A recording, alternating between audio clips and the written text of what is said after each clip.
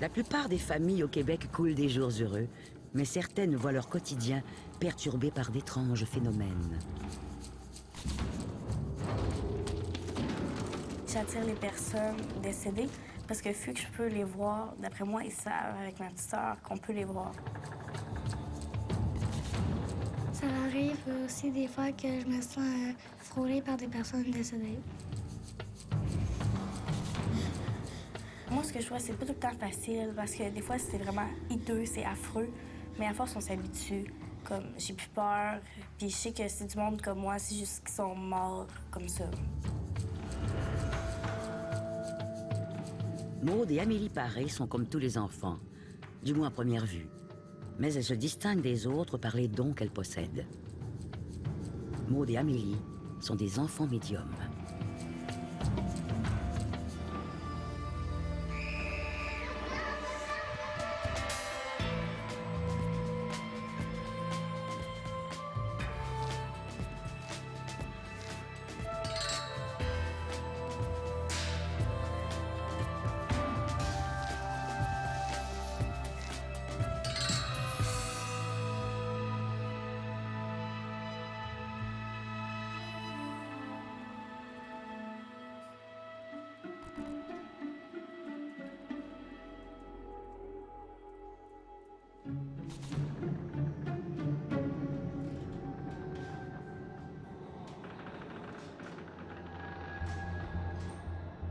Martin Paré et Louise Letellier partagent tous deux le rêve de fonder une famille. Ils se marient le 25 mai 1996. Le rêve du couple est vite exaucé, puisque dès la première année de mariage, Louise Letellier attend un premier enfant. Le couple décide alors d'acheter une maison en avril 1997. On a fait l'acquisition de la maison où on reste présentement en 97. J'étais enceinte d'Amélie quand on a acheté. Louise Letellier connaissait déjà la maison pour avoir habité en face il y a de cela quelques années. Elle connaissait également le propriétaire, de qui elle garde un vague souvenir. Cette personne, moi, j'ai déjà vu la personne parce que j'ai déjà habité en face, dans un bloc. C'est une personne qui habitait seule. Et le monsieur un petit peu particulier, le monsieur s'éclairait le soir à la lampe de poche. Bien, quand on a voulu acheter, on a eu beaucoup de misère. C'était une succession. Puis ça niaisait, ça niaisait, puis ça niaisait. À un moment donné, on est venu à bout de l'avoir. La personne qui habitait la maison est décédée là, suite à une chute. Et c'est une personne d'un certain âge. Mais nous, ça nous faisait pas peur parce qu'on savait. Puis la seule chose, on avait demandé à faire bénir la maison.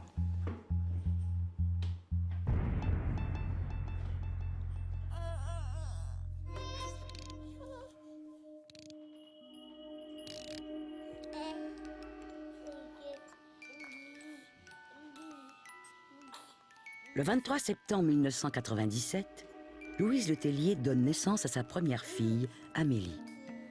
2 ans plus tard, en 1999, le couple aura une deuxième fille, prénommée Maude. Quand Amélie était bébé, on la couchait dans son lit. Et puis, nous autres, on s'en allait dans le salon, dans la cuisine, on jasait, puis quand elle se mettait à pleurer, on entendait le carrousel crinquer toute seule.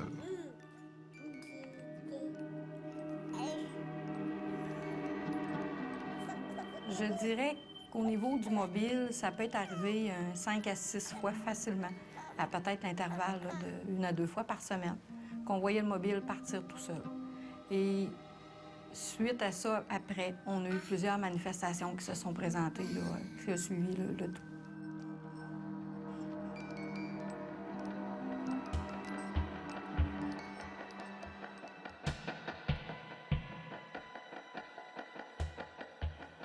Quand j'étais petite, moi, dans mon coin de chambre, je voyais une petite fille. Puis elle avait des longues tresses. Elle avait à peu près la même âge que moi. Mais je sais que ma mère elle me racontait souvent ça. Quand tu étais petite, tu parlais d'une petite fille dans le coin de ta chambre. À chaque fois que tu y allais, tu la voyais puis tu parlais. Le monde imaginaire, on se le crée En fait, dans le cadre du développement normal d'un enfant, c'est important d'apprendre par imitation, donc en jouant au père et à la mère, en jouant à l'école, en jouant au docteur. Les enfants utilisent ce mode imaginaire-là dans le cadre normal de leur développement pour apprendre, donc par imitation, ce que les adultes font. Les enfants qui habitent un monde imaginaire comme ça peuvent le construire de toutes sortes de façons selon leurs désirs. En fait, c'est la beauté de l'imagination. Amélie, au début, quand elle a commencé à nous parler de la petite fille qu'elle voyait, on se disait, bon, on a comme tous eu un ami imaginaire quand on était petit. Donc, on a longuement pensé que c'était une amie imaginaire qu'elle avait. On pensait qu'elle voulait attirer l'attention. Puis c'est là qu'à longue, on s'est aperçu que c'était pas pour attirer l'attention, c'était du concret, là, c'était du sérieux. La petite fille que je voyais dans mon coin de chambre, dans le fond, elle avait des grandes tresses, elle avait des points de rousseur. Elle était super belle, elle avait des longs habits. La plupart du temps, ça se passe dans leur chambre à coucher, donc des sentiments de se réveiller dans la nuit avec des présences dans la chambre. Il y en a qui vont les voir, il y en a qui vont les sentir, il y en a qui vont les entendre.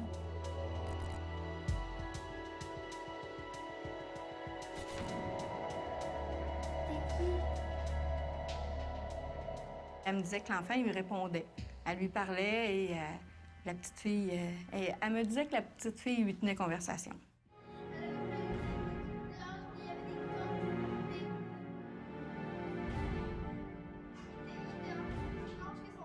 C'était régulièrement, là. Elle la voyait très souvent. Ça revenait à répétition. Elle nous en parlait vraiment beaucoup. Puis, à ce moment-là, on a commencé vraiment à se poser des questions là-dessus. Le parent a besoin de comprendre ce qui se passe parce qu'il est à bout de ressources. L'enfant a un comportement qui est anormal, donc le parent va se tourner vers la psychiatrie ou la psychologie.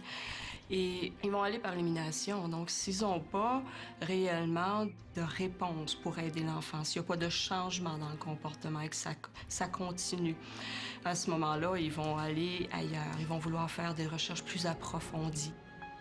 Mais en dernier recours, bien là, ils ont besoin de se retourner vers une personne qui a peut-être ces facultés-là, dépendamment de l'ouverture des parents aussi.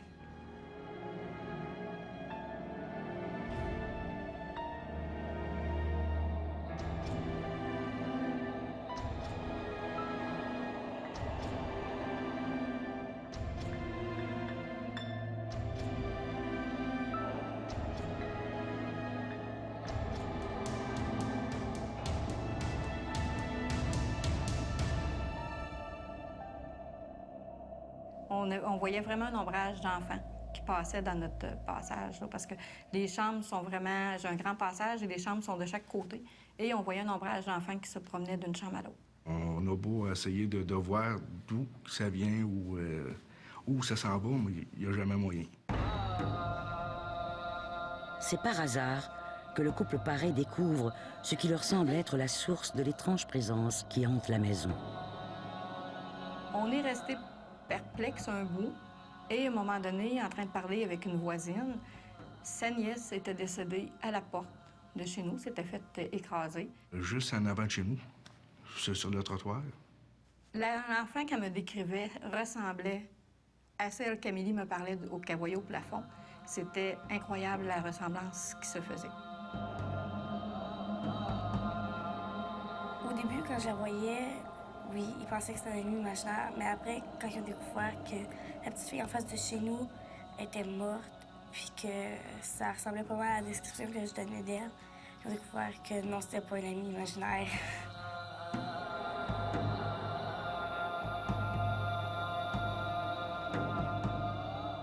Souvent, les enfants qui sont médiums ont des parents qui ont des ouvertures. Parce que selon ma croyance, quand on vient au monde avec ces capacités-là, il faut arriver au monde dans une famille, surtout si on a à le travailler et à vivre des expériences dans le monde médiumnique. On doit venir au monde dans une famille où il y a un des deux parents ou quelqu'un dans la famille qui va être ouvert afin de nous comprendre étant enfant.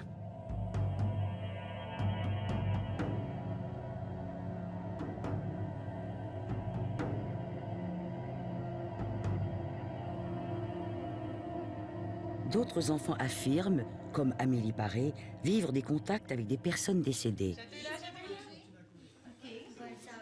Maman, hein? Oui? Ben, hier, j'ai comme senti une présence. Une présence? Sais-tu si c'est un homme, une femme? D'après moi, c'était une femme. Elle avait-tu un message à transmettre? William Prescott est l'un de ces enfants médiums. Et son histoire est étonnante à plus d'un titre. Ben, moi, quand j'étais petite, puis j'étais dans le ventre à maman, j'avais un jumeau, mais il est décédé dans le ventre à ma mère. Puis je crois qu'il m'a donné ses forces et ses pouvoirs. William a développé des dons, beaucoup de ressentis, mais des dons aussi de voyance. Il est rendu à un certain niveau où il peut recevoir de l'information, où il peut se mettre dans un état de transe et puis parler aux gens qui voient, aux êtres de lumière qui voient, parce que c'est ce qu'il a développé aussi. Il voit des êtres de lumière autour de lui. Il peut réussir à communiquer avec eux en ayant des images, en ayant des messages, en ayant de l'information. Puis elle était où sa tombe? Ben, sa sorte de tombe. Est-ce que c'est sa femme qui était venue te voir? Je sais pas. Tu sais pas? Comment est-ce que tu sais qu'elle était mariée? Quand on a un enfant qui affirme, qui nous dit en fait qu'il est en contact avec des entités ou des êtres que nous, on ne voit pas, mais que lui voit ou perçoit d'une façon ou d'une autre, la première chose qu'on veut faire, c'est certainement de l'écouter.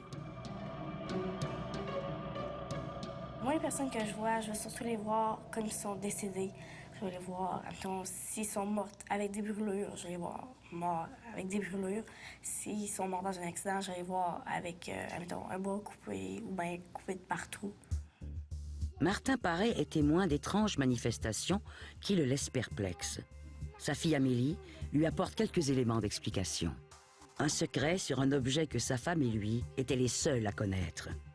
On a eu beaucoup de manifestations qui se sont produites. Mon conjoint avait la canne de son grand-père. Et quand lui touchait cette canne, il ressentait beaucoup de pigmentation à l'intérieur, beaucoup d'énergie. La canne, on la mettait d'un coin. Puis elle pouvait rester là 2-3 jours, puis elle était vraiment à côté. À un moment donné, la canne elle partait là. Il paraît comme s'il y aurait eu quelqu'un qui l'aurait poussé pour dire, bien, regarde, je suis là.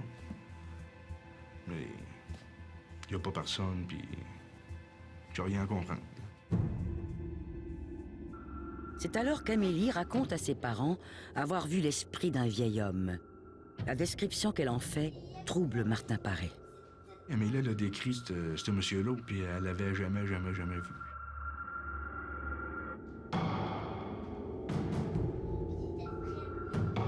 Elle disait que le monsieur il avait le dos courbé, puis il marchait penché, puis il était pas grand, puis il avait les cheveux châtains, puis tout le kit. Ce monsieur-là, c'était mon... autrement dit, c'était le père à mon père, puis elle te l'a décrit pareil, comme si elle l'aurait eu devant elle. Martin Paré et Louise Letellier se trouvent face à une situation difficile à gérer. Il est déjà complexe d'élever des enfants, mais que faire lorsque ceux-ci affirment voir l'esprit de personnes mortes?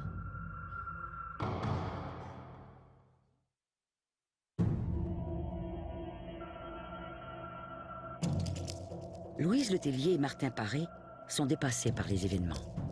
Ils démontrent beaucoup d'ouverture face à ce que vit leur fille Amélie, mais ils doivent admettre qu'ils n'y comprennent rien, ne savent pas quoi faire, ni vers qui se tourner.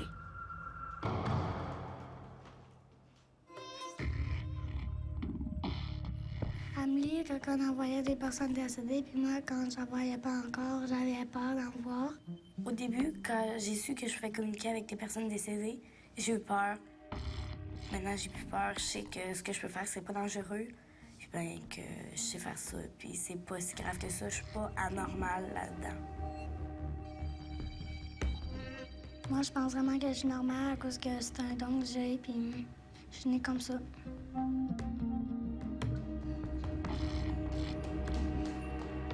C'est certain qu'au début, avec Maude, on se disait, bon, ben peut-être que pour elle, vu qu'Amélie en parle beaucoup, elle veut faire la même chose. Et à un moment donné, ça m'est arrivé, je me suis levée un matin, puis ça a commencé. Ça a commencé à l'école. La première, ça a été mon oncle. Il arrêtait pas de me regarder, puis elle essayait de me dire quelque chose, mais je le comprenais pas. L'autre fois, j'ai été le dire à une de mes amies que je faisais des rêves prémonitoires, puis que j'en voyais des personnes décédées. Elle a dit, ben, va voir un psychologue, ça, c'est vraiment pas normal. J'ai peut-être peur un peu du ridicule parce que dans ma classe, c'est beaucoup des jeunes qui sont portés à écœurer les autres. Alors, j'ai un petit peu peur d'en parler. Ça veut pas dire qu'ils croient tous à ça, puis je les respecte là-dessus. Fait que j'aime mieux pas en parler. Amélie et Maude en ont parlé beaucoup dans la famille. Avec les amis, c'est plus délicat. C'est sûr que nous, on lui disait de faire attention à qui en parlait parce que, bon, comme c'est pas tout le monde qui est ouvert là-dessus. Et oui, c'est sûr que, bon, ils ont des amis qui ont mis des réticences là-dessus et qui ont coupé les ponts. Ben, je me sens bizarre à cause qu'il y a des personnes qui veulent pas me parler. Ça te fait-tu de la peine? Oui.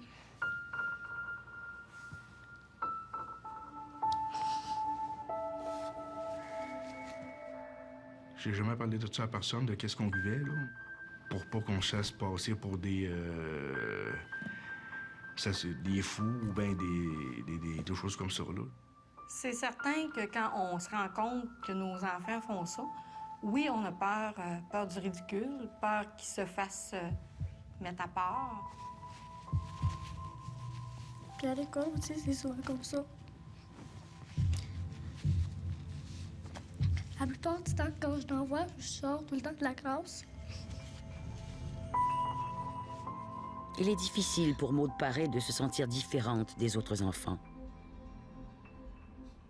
Et malheureusement, ses parents n'ont que peu d'explications à lui donner. Il y a des enfants, effectivement, qui peuvent se sentir jugés du fait qu'ils perçoivent ce genre de réalité-là, de phénomène-là, et ils auront peur d'en parler. C'est pas tous les jours qu'on est en présence de quelqu'un qui dit percevoir ce genre de phénomène-là.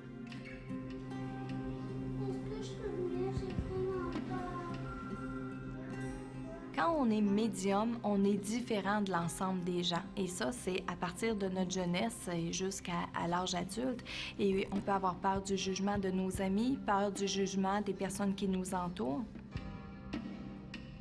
Quand Camilla elle a commencé à me dire qu'elle voyait des choses, puis qu'on s'est mis à en parler, bien là, on s'est dit, bien là, regarde, les gens diront ce qu'ils veulent, ça existe, c'est là, on a les preuves, puis on vit là-dedans. Donc, ça fait partie de notre quotidien.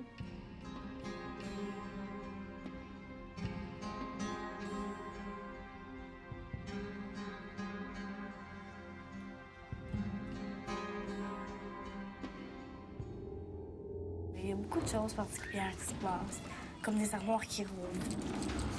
Il y a beaucoup de tombes dans ma maison. C'est pas tout le temps agréable. On voit passer des ombres, on entend des pas. Dans ma maison, il se passe plein de choses. Il y a des choses qui bougent tout seul. L'autre fois, même, on avait entendu cogner dans notre fenêtre de cuisine. On entend cogner dans notre porte, personne. On entend notre chienne japper. On va voir par la fenêtre, on va voir dehors, il y a personne. Je trouve que mes filles sont peut-être différentes des autres enfants parce qu'elles sont capables de percevoir, sont capables de voir des choses que d'autres peuvent pas. Quand on a ces capacités-là, on les a pour toujours. Mais on a la possibilité de les taire, on a la possibilité de fermer la porte. Alors, quand le jeune a peur, quand le jeune, c'est trop intense pour lui, à ce moment-là, il va refermer ce canal-là. Partagée entre le désir de croire ses enfants et le besoin d'explications rationnelles, Louise Letellier garde une oreille attentive et continue d'apporter réconfort à ses deux filles. Maude, souvent, elle allumait la lumière de ma chambre et fermait la porte. Elle regardait en dessous de la porte et elle me disait, je disais, mais qu'est-ce que tu regardes là? Je regarde les pas. J'arrêtais pas de dire, je regarde les pas qu'il y a par terre. J'arrêtais pas de dire ça. J'avais vu quelqu'un en ombrage, mais j'avais pas remarqué c'était qui. Parce qu'à l'habitude, je remarque tout le temps c'est qui, des fois, pas tout le temps, mais je veux dire, des fois, je remarque tout le temps l'ombre de quelqu'un, mais là, cette fois-là, je ne l'ai jamais reconnu. Il n'y avait jamais rien. Nous autres, on arrivait dans la chambre, puis il n'y avait jamais rien.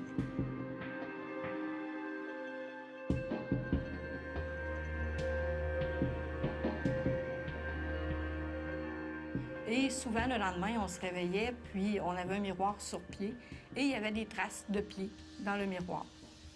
Donc, c'est un miroir qui est debout. Personne n'aurait pu s'amuser à aller mettre les pieds là-dessus, et il y avait vraiment des traces dans le miroir.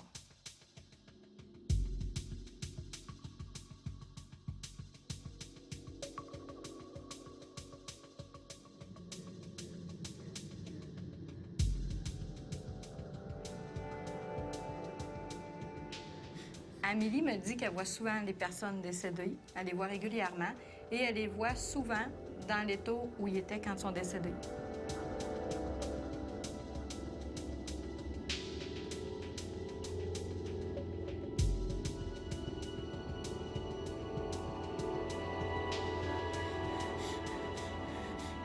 Au début, oui, j'avais vraiment peur. Mais présentement, je sais que c'est pas dangereux, puis que je peux faire confiance à ce que je vois. Puis que c'est pas parce que je suis anormale, puis que tout le monde peut le faire. C'est juste que j'ai plus de perception que les autres à ça. Les enfants ont parfois peur de ce qu'ils voient parce que c'est pas toujours évident ce qu'ils voient. Il y a des âmes qui ne se sont pas libérées du plan terrestre. Ce sont des âmes en souffrance. Ce ne sont pas nécessairement des monstres. Il y a beaucoup de croyances à ce sujet-là. L'âme qui se présente à l'enfant, qui est l'âme en souffrance, peut avoir un aspect qui n'est pas joli. Donc, l'enfant peut effectivement avoir peur. Et ce qui est souvent dans la non-connaissance aussi. Si l'enfant voit pour la première fois ou la deuxième fois, ça peut être effrayant. Presque à tous les jours, Amélie et Maude Paré livrent à leur mère des témoignages, tous plus troublants les uns que les autres. Il y a pas longtemps, quand je suis au primaire, il y a quelqu'un qui venait me voir, une personne décédée justement, puis il me disait « Dis à telle personne que je l'aime ». Elle s'est même dire qu'elle voyait des choses qui semblaient pas correctes. Donc, elle s'était mise à pleurer, puis elle me disait « Ça me fait peur ». Et elle s'est même parlé de ce monsieur-là, qui lui apparaissait très souvent. Puis il lui nommait toujours le même nom d'une personne, il voulait qu'elle lui livre un message.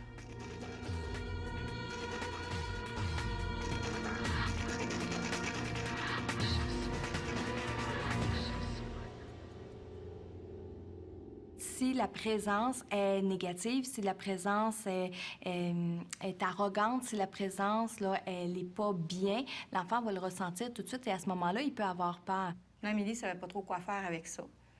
Nous, on se disait, bon, c'est-tu réel surtout? Donc, on se disait, bon, ça revient toujours à la même chose, ça peut pas être vrai. On a cherché de l'aide, on a demandé de l'aide, on est allé consulter. Quand elle a parlé avec la dame, elle a pris le temps de réconforter Amélie, de lui expliquer la situation. Ces enfants-là, habituellement, ont besoin beaucoup d'être rassurés.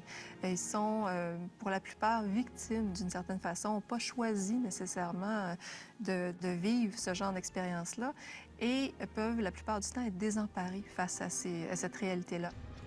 Amélie est à ce point troublée par la personne qui lui est apparue qu'elle décide de dessiner son visage. Elle aura toute une surprise quand elle retrouvera la photo du même visage dans la chronique nécrologique du journal. Quand on a ouvert la page des décès, on a resté surpris, on a vu la photo du monsieur. Puis Amélie, quand elle l'a vue, elle aussi, elle a resté figée, à pleurer. Elle a pleuré. Elle a été angoissée parce qu'elle se disait vraiment, c'est vraiment lui que je vois. Donc la réaction qu'elle a eue était vraiment marquante, à mes yeux en tout cas. Et cette réaction nous a amené à dire, bon oui, il se passe vraiment quelque chose. L'entité demande à Amélie de porter un message à une certaine personne. Amélie croit reconnaître une professeure de son école, mais c'est une erreur. Et finalement, le message restera lettre morte. Le monsieur, après qu'elle ait livré le message, le monsieur ne lui est jamais réapparu.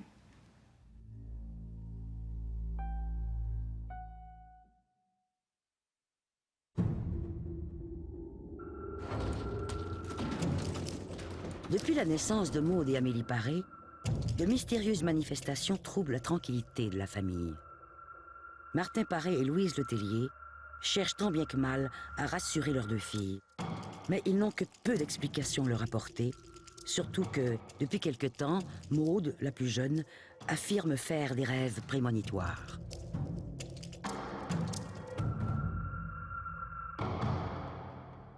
Quand j'ai une personne décédée, j'ai vraiment peur.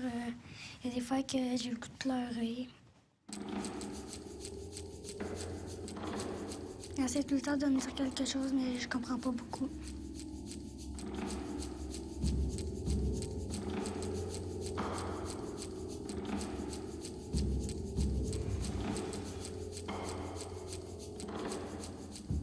Ma soeur, elle m'a dit quelque chose pour m'aider. Puis elle me dit, admettons, quand tu vois quelqu'un puis qu'il ne s'attend pas de le voir, elle dit, ben ferme tes yeux puis demande qu'il parte.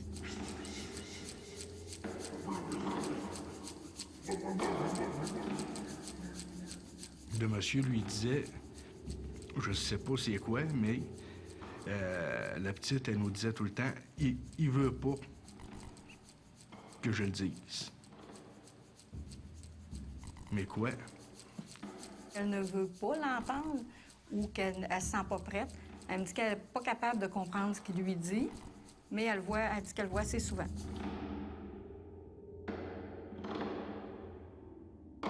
Bien, avec tout ce qui se passe à travers la maison des filles et puis tout ça, bien là, on se demande vraiment si on devrait vendre ou si on devrait garder.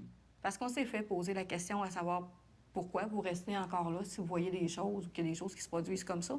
Et la réaction qu'on se donne, bien, dans le fond, si elle en voit à l'école, donc peu importe où on va être, ça va suivre pareil, là, on va en voir quand même partout. Quand les gens me parlent d'une maison où il se passe des manifestations, ma première question, c'est toujours « Est-ce qu'il y a des ados dans la maison? » Et 90% du temps, les réponses sont oui. Les ados attirent beaucoup ça. De façon naturelle et par curiosité, parce que les jeunes s'adonnent à plusieurs trucs, plusieurs expériences, donc ils vont attirer ça. Amélie est peut-être plus ouverte que nous là-dessus. Donc, Amélie voyait beaucoup. Et ça arrivait souvent qu'elle arrivait de l'école et qu'elle m'en parlait. Beaucoup, beaucoup. Elle en voyait régulièrement. Quand on vit au quotidien avec un enfant qui est lui-même en détresse, c'est pas facile. C'est beaucoup les émotions qui sont en cause dans ce genre de situation-là. La vie de la famille Paré ne se déroule pas tel un long fleuve tranquille. En effet, il est difficile pour les parents de trouver la paix, alors que les enfants sont perturbés par d'inexplicables phénomènes.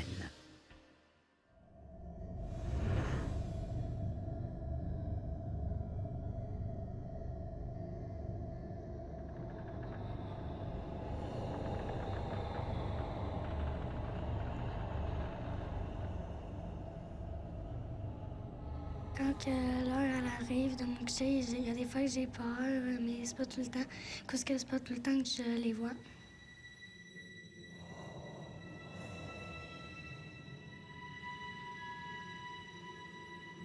Ben, je sentais tout le temps quelqu'un à côté de moi. Là, ça fait quelques temps, ça m'est arrivé, puis j'avais vu quelqu'un qui était vraiment collé à moi. Là. Fait que là, je me suis revirée, puis j'ai fait comme si je l'avais pas vu.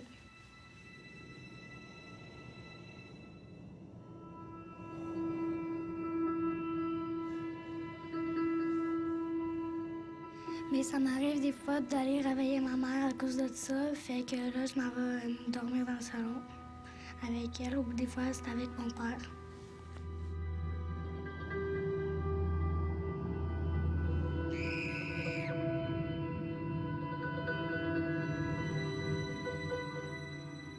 Je vous dirais à 2 reprises, moi, que oui, j'ai eu peur.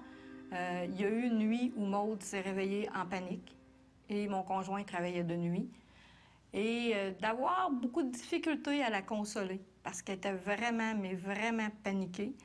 Puis elle s'était réveillée en nous disant il veut pas que je te le dise, il veut pas que je te le dise. Il m'avait dit quelque chose, mais je m'en souviens plus c'était quoi. Il m'a dit si tu dis ça à ta mère, va t'arriver quelque chose. Mais il arrêtait pas de me dire ça. Puis, suite à ça, en essayant de la questionner puis d'en savoir un peu plus, elle m'avait décrit vraiment le monsieur qui habitait à la maison avant nous. Pour Louise Letellier et Martin Paré, cette révélation de Maude est inquiétante.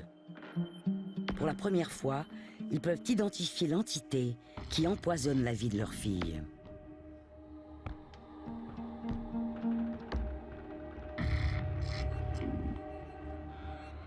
L'ancien propriétaire de la maison est décédé dans notre chambre à coucher. Il aurait tombé, puis ça aurait cogné la tête sur un des calorifères. Il serait mort là. Et puis, depuis ce temps-là, on entend marcher dans le passage, puis il y a des choses qui... on entend toutes sortes d'affaires. Elle m'a décrit le monsieur qui habitait la maison avant nous, puis qu'elle le décrivait vraiment comme nous, on l'avait connu. Je me dis, elle peut pas avoir inventé ça. Ils l'ont jamais vu en photo, ils n'ont jamais vu le monsieur parce qu'il était pas né quand on a acheté, que le monsieur, ça faisait 1 an qu'il était décédé.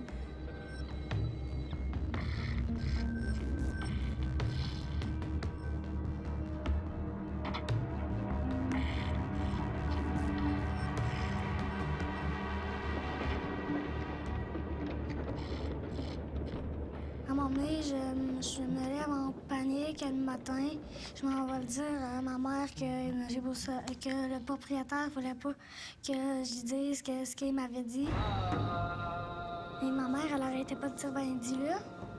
Mais j'arrêtais pas de dire « je peux pas ». Mais à un moment donné, j'ai dit, puis à un moment donné, quand que j'ai rêvé, il m'a sauté dessus, puis...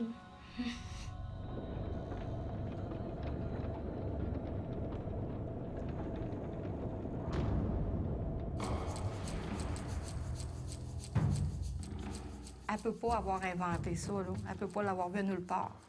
Et vraiment, elle l'avait décrit, là, vraiment de la tête aux pieds.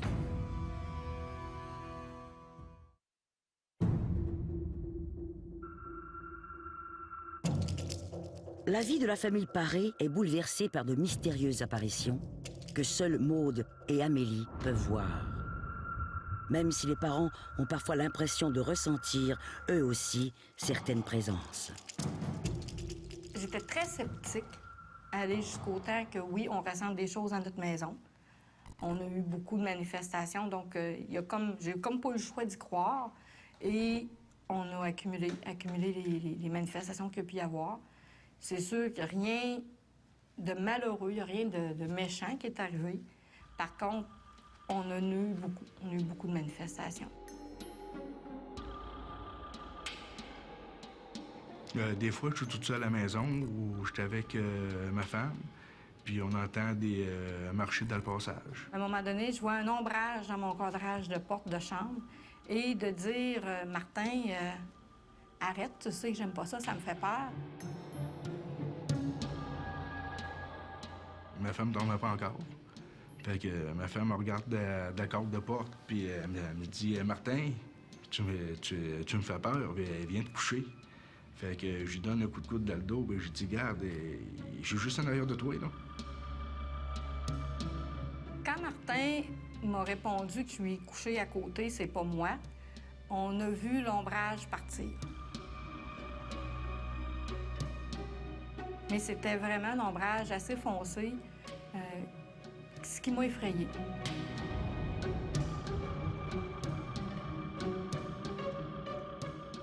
Elle a vu comme un genre de silhouette humaine, là. Je veux dire, c'est bizarre.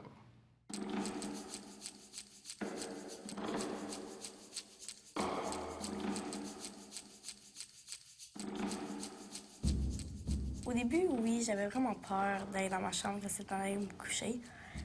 Parce que, justement, il y avait des choses bizarres qui se passaient chez moi. Fait que c'était comme un petit peu plus compliqué d'aller me coucher. Fait que je dormais dans le lit de ma mère. Jusqu'à temps que je sache qu'il y avait des affaires bizarres qui se passaient dans la chambre de ma mère. On a essayé de changer de pièce et tout ça. Et il y a des manifestations pareilles là, qui se produisaient, donc ça ne changeait rien là, au niveau des sentiments qu'elle pouvait avoir. Il y a beaucoup de personnes qui m'ont dit, vers l'âge de 10 ans, t'en verras plus. Ça va être progressivement, ça va s'arrêter. Mais moi, ça continue toujours. Puis je m'envoie sur mes 13 ans. J'en vois comme vous dans la rue, c'est comme ça.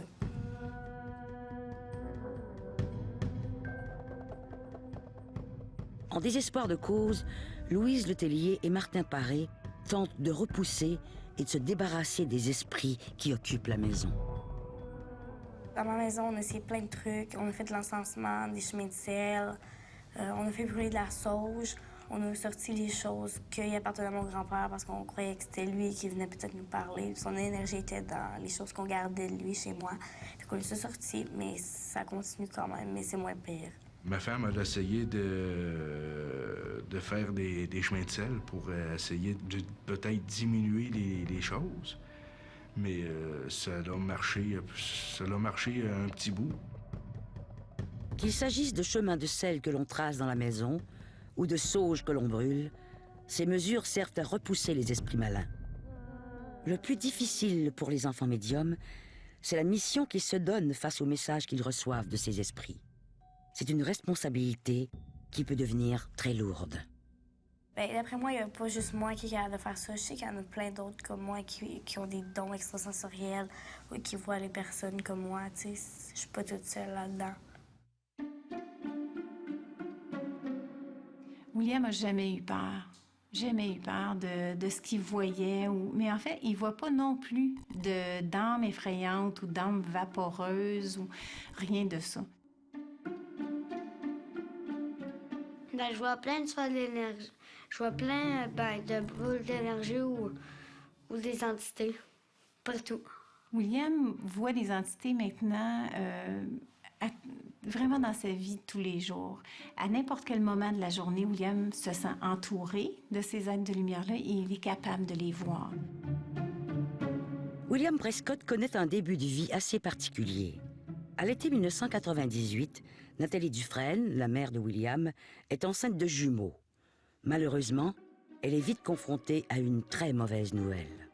Le médecin nous annonce que un des cœurs d'un des bébés ne vit plus. Son cœur est arrêté. Alors c'est vraiment une espèce de tragédie. C'est quelque chose une nouvelle que tu apprends, que tu veux pas apprendre finalement. Pour le bien du bébé encore vivant, qui est en fait William, les médecins demandent à ce que Nathalie poursuive sa grossesse et qu'elle garde les 2 bébés dans son ventre.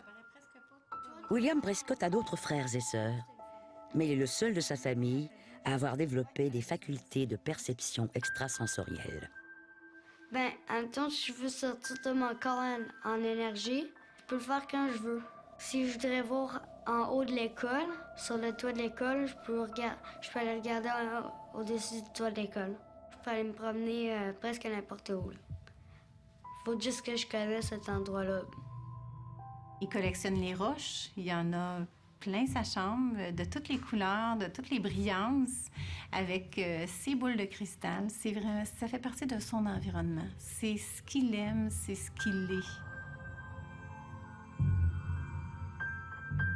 On a fait sa chambre en forme de pyramide. On lui a fait une pyramide et William dort à l'intérieur de sa pyramide.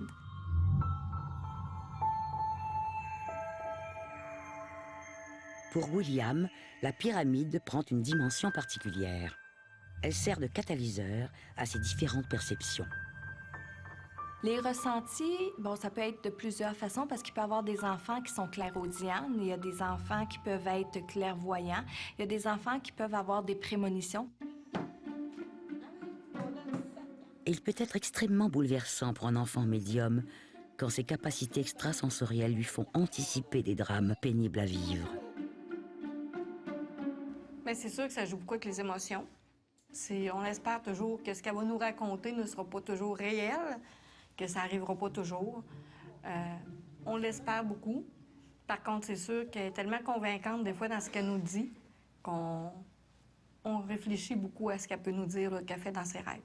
Moi, j'avais rêvé que quelque chose se passerait. Puis, en arrivant à l'école, ça m'est trotté dans la tête qu'il y a quelque chose qui va se passer, puis ça s'est passé aujourd'hui. Là, je suis arrivée chez ma grand-mère, puis tante est rentrée à l'hôpital.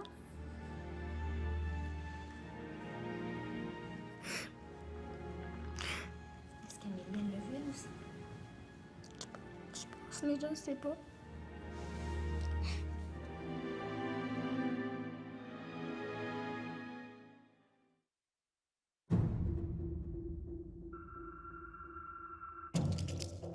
La petite Maude Paré reste complètement bouleversée par l'horrible rêve qui lui fait pressentir la mort imminente de sa tante. Car il est extrêmement difficile pour une enfant de 10 ans d'être confrontée à la mort des gens qu'elle aime. Les enfants qui vont rapporter ce genre de phénomène-là vont rapporter des rêves prémonitoires qui sont négatifs, donc vont anticiper le décès de quelqu'un qui leur est proche, un accident, rien de positif finalement. Donc, ces enfants-là vivent dans la peur constante qu'un malheur va se produire à des gens qu'ils aiment. C'est d'autant plus difficile que le rêve de Maude prend une signification toute particulière alors que la famille Paré doit faire face à une terrible nouvelle. L'enfant qui a une perception extrasensorielle, c'est d'abord son âme qui permet cette exploration-là.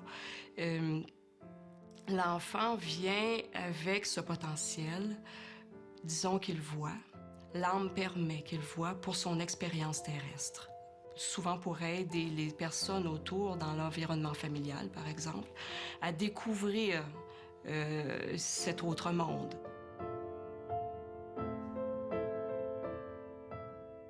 Malheureusement, le drame annoncé dans le rêve de Maude se concrétise. La sœur de Louise, la tante de Maude et d'Amélie, est emmenée d'urgence à l'hôpital et décédera quelques jours plus tard, tel que pressenti par Maude. On se rend compte qu'il y a vraiment quelque chose de particulier qu'il y a après et que les gens peuvent vraiment, oui, il y a quelque chose qui existe. On peut le croire, c'est certain. Il n'est pas toujours facile de vivre au quotidien pour les familles où se trouve un enfant qui possède un don de perception extrasensorielle. Au début, je me trouvais vraiment différente des autres. Puis ben j'avais peur d'en parler, tout. Mais maintenant, je sais que je peux en parler ouvertement, puis ça me dérange pas de ce que les autres vont penser de moi. Je sais ce que je suis capable de faire, puis moi, d'après moi, je suis pas une fille à part des autres parce que je sais faire ça. Ça fait partie de notre quotidien. C'est sûr que, oui, on a toujours crainte que les gens pointent du doigt, puis que les gens disent « Bon, ben garde, non, ça marche pas, là. » Ils inventent des choses, mais c'est vraiment, là... On a fait une croix là-dessus, puis on s'est dit, bon, ben regarde, les gens diront ce qu'ils veulent, mais on chemine là-dedans. Moi, je sens que mes parents m'aident beaucoup là-dessus, ce que je peux faire, parce qu'ils m'encouragent. Ils disent pas, ben c'est pas vrai ce que tu es capable de faire, puis tu me niaises. Ils vont surtout m'aider à persévérer, puis ils vont me croire. Tout ce que je vais dire, ils vont me croire. Puis ben je sais que moi, je mens pas, je sais ce que je fais, c'est vrai. Moi, je leur dis toujours qu'ils ont toujours la possibilité de dire « Dérangez-moi pas, venez me parler plus tard » ou à des moments précis. J'enseigne aux jeunes de fermer cette porte-là et qui ont toujours la capacité de la fermer. Les enfants qui affirment posséder des dons médiumniques ne vivent pas tous leur perception de la même manière. Pour sa part, William Prescott aime beaucoup se promener au cimetière, accompagné par son frère ou sa sœur. On a comme toute une sorte de mission, là, quand on vient au monde. Puis moi, ma mission, c'est d'aider les gens. Ben, admettons, s'ils ont des problèmes comme des problèmes de santé, ben, je pense à la personne à qui je veux donner de l'énergie, puis ça lui donne de l'énergie. J'ai pas peur de la mort parce que je sais que de l'autre côté, toutes les personnes que je vois, tu sais, ils ont pas de l'air en train de remourir, tu sais, ils sont pas encore à part de la mort, tu sais.